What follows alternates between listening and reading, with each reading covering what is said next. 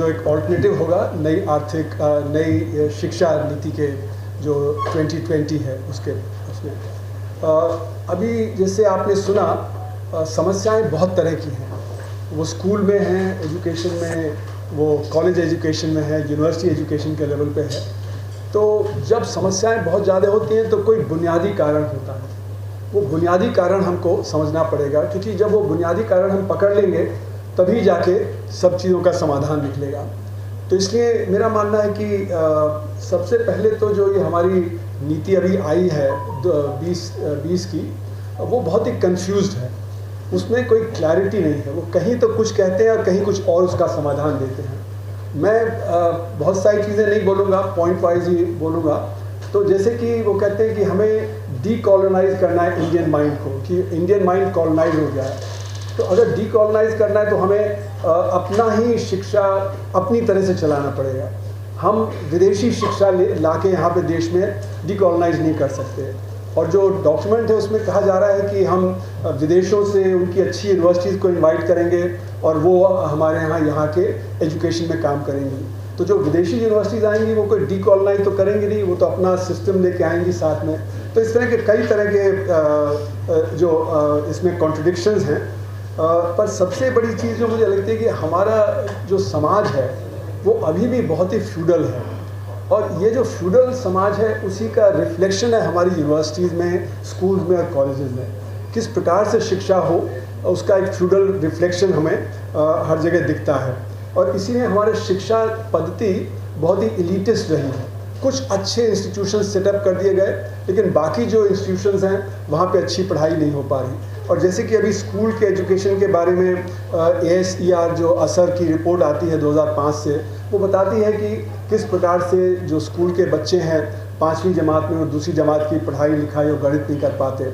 और जो latest report आई थी उसमें तो ये बताया कि 14 से 18 साल के बच्चे, आधे बच्चे उसमें वो दूसरी जमात की पढ़ाई लिखाई और गणित नहीं कर पाते। यानी कि जिस प्रकार की हमारी क्वालिटी ऑफ एजुकेशन है मास लेवल पे, उसमें बहुत ही कमज़ोरी है।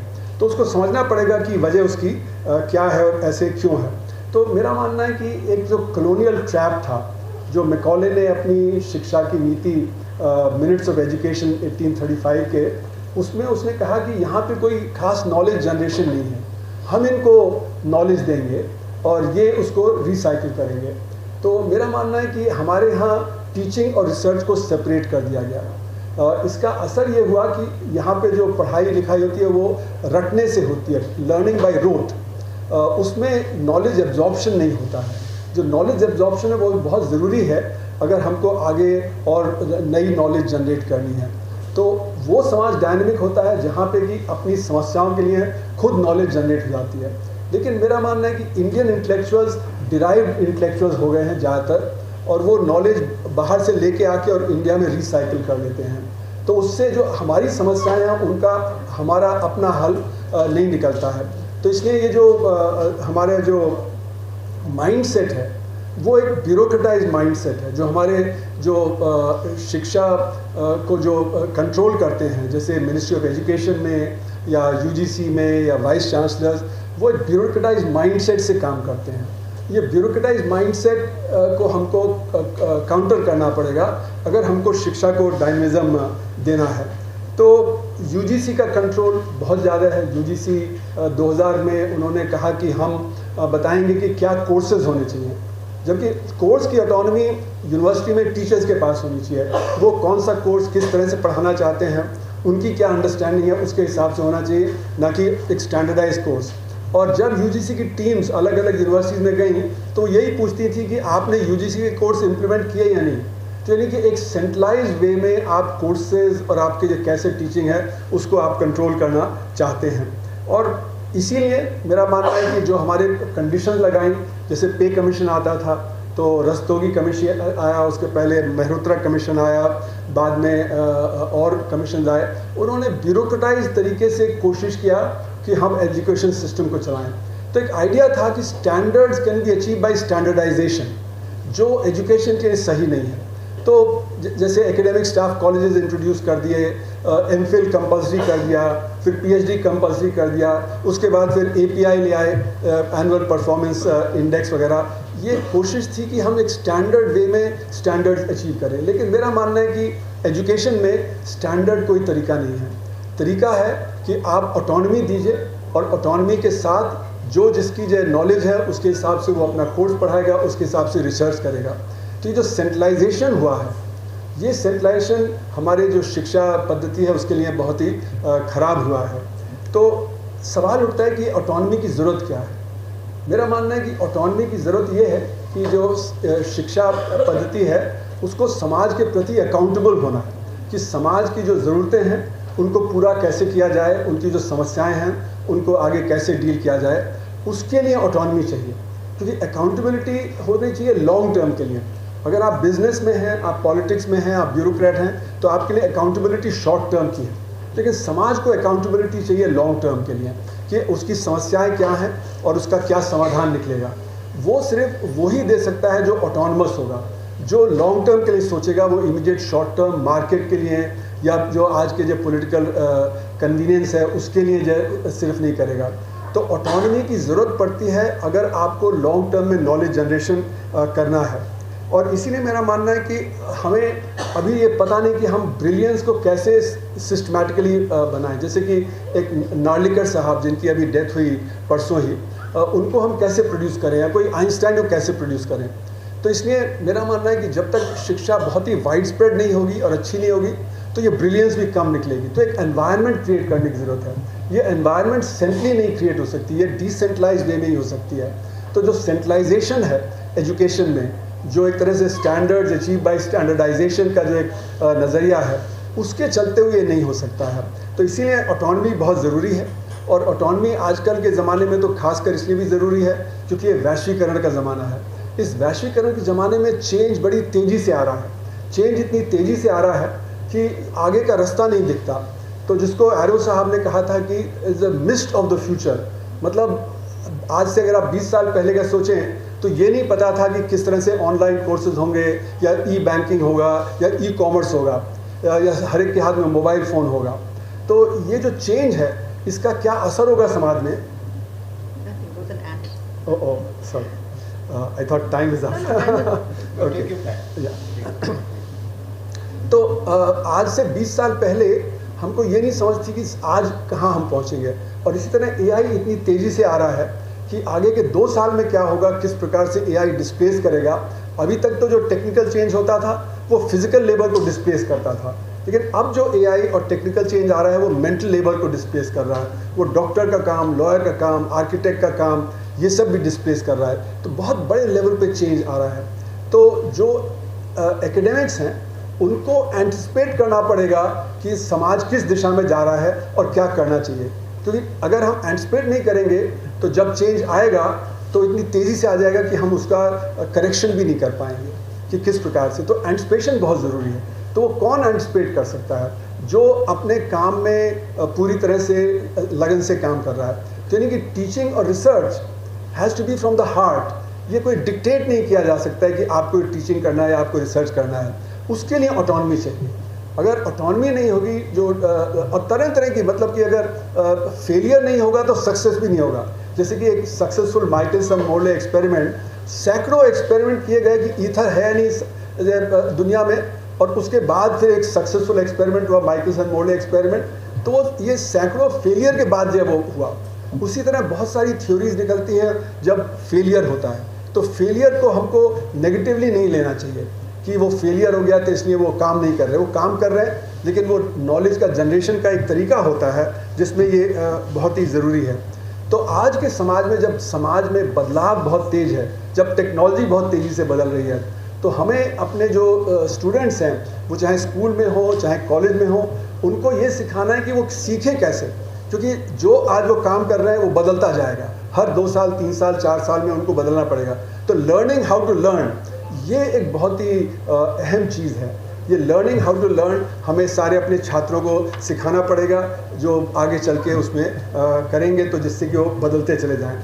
तो इसलिए मेरा मानना है कि हमारे स्कूल एजुकेशन में जो स्पेशलाइजेशन हम 9वीं क्लास के बाद करने लगते हैं, वो 9वीं क्लास के बाद में स्पेशलाइजेशन नहीं होना चाहिए, वो कॉलेज के लेवल पे होना चाहिए। तो हर एक जो छात्र है वो हर सब्जेक्ट को स्टडी करे, जिससे कि वो जब तक वो डिसाइड कर पाए कि वो किस चीज़ में जाना चाहता है अंडर ग्रेजुएट में। और अंडर ग्रेजुएट की भी एजुकेशन इस प्रकार की होनी चाहिए कि वहाँ पे भी फ्लेक्सिबिलिटी हो, कि हो सकता है कि वो उसको भी बदलना चाहे, जो स्पेशलाइजेशन वो कर रहा है उसको हो सकता है वो भी बदलना चाहे।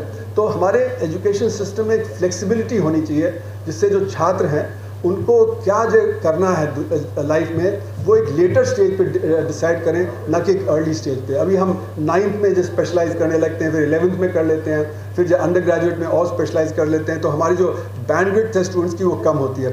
तो learning how to learn is going to be very crucial in the coming times. फिर एक चीज़ जो है वो हमारे समाज में आज बहुत बड़ा असंगठित क्षेत्र है। ये जो असंगठित क्षेत्र है ये एक रिजर्व आर्मी ऑफ लेबर की तरह है। ये जो रिजर्व आर्मी ऑफ लेबर है ये सारे समाज में किस प्रकार से जो वेजेस होंगी, किस प्रकार से जो काम होगा उसको जो डिटरमिन करता है। तो जो संगठित क्षेत्र है उसकी वेजेस भी असंगठित क्षेत्र से डिटरमिन। अब इसकी वजह क्या है?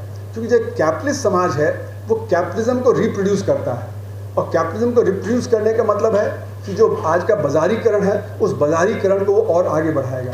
तो अगर आप देखें तो सन 47 में जो हमारी जो बुनियादी फिलॉसफी थी वो थी कि individual is not to blame for the problems. अगर आपको शिक्षा चाहिए तो समाज देगा, स्वास्थ्य चाहिए तो समाज देगा, रोज़गार चाहिए तो समाज देगा। लेकिन 1991 के बाद हो गया कि अब बाज़ार में जाइए, आपको शिक्षा चाहिए तो बाज़ार में जाइए। उसी से कमर्शलाइजेशन और ये सारा जो हमको आज दिख रहा है वो फैलता चला जा रहा है। अगर आपको स्वास्थ्य चाहिए तो बाज़ार में जाइए, तो हॉस्पिटल वगैरह में ज़्यादा से ज़्यादा प्राइवेट सेक्टर का हो जाए। उसी तरह अगर रोज़गार चाहिए तो बाज़ार में जाइए। तो इसका वजह ये है कि जो हमारा कैपिटलिस्ट जो समाज है वो सस्ता लेबर चाह रहा है, वो ऐसा लेबर चाह रहा है जो क्वेश्चन ना करे। अगर वो सवाल उठाएगा तो अगर वो वेजेस के सवाल के उसकी वेजेस कम है उस पर जब वो अगर वो प्रोटेस्ट करेगा तो वो फिर जो कैपिटलिज्म के लिए सही नहीं होगा। और ख़ासकर जब वैश्वीकरण में जब आपका एक्सपोर्ट मार्केट इतना ज़्यादा ज़रूरी हो गया है तो उसके लिए वेजेस आपको लो रखने पड़ेंगे। तो इसीलिए एक असंगठित क्षेत्र हो जहाँ पे शिक्षा कमज़ोर हो, जहाँ पे कि उनकी हालत कमज़ोर हो, तो वो एक रेजिस्टेंस जो होना चाहिए समाज में वो रेजिस्टेंस नहीं बिल्ड होता है। और इसीलिए आप देखेंगे कि कुछ जगह तो कोर्सेज हैं जो कि आपको कुछ ट्रेनिंग देते हैं, लेकिन बाकी जगह आपको प्रोफेशनल कोर्सेज में और कोचिंग में जाना पड़ता है। तो ये जो कमर्शलाइजेशन है उसके साथ साथ काले धन की अर्थव्यवस्था जुड़ी हुई है। आपको एडमिशन लेना है तो आपको पैसे देने हैं, आपको कैपिटेशन फ़ी है, आपके मेडिकल में, आपके इंजीनियरिंग में जो भी प्रोफेशनल कोर्सेज हैं। तो ये जो काले धन की अर्थव्यवस्था है ये भी एक कैपिटलिज्म की देन है।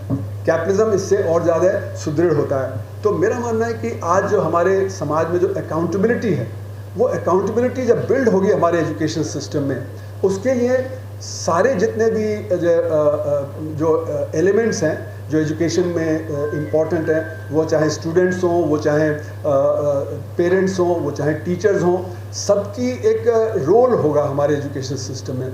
और ये जो मुझे लगता है कि नई जो यहाँ पे हमने एक ऑल्टरनेट सिस्टम के बारे में बात किया है उसमें अकाउंटेबिलिटी हर लेवल पे, वो चाहे स्कूल एजुकेशन हो, प्री स्कूल एजुकेशन हो, वो चाहे जो कॉलेज एजुकेशन हो, वो उसके लिए हमने अकाउंटेबिलिटी की बात की है। अब अगर हमें शिक्षा में सबको शिक्षा अच्छी शिक्षा देनी है तो फाइनेंस की बात आती है कि फाइनेंस कहाँ से आएगा। ये फाइनेंस जो है ये या तो हम पब्लिक सेक्टर के तौर पे खर्च कर सकते हैं, प्राइवेट सेक्टर के तौर पे, पर है तो समाज का ही।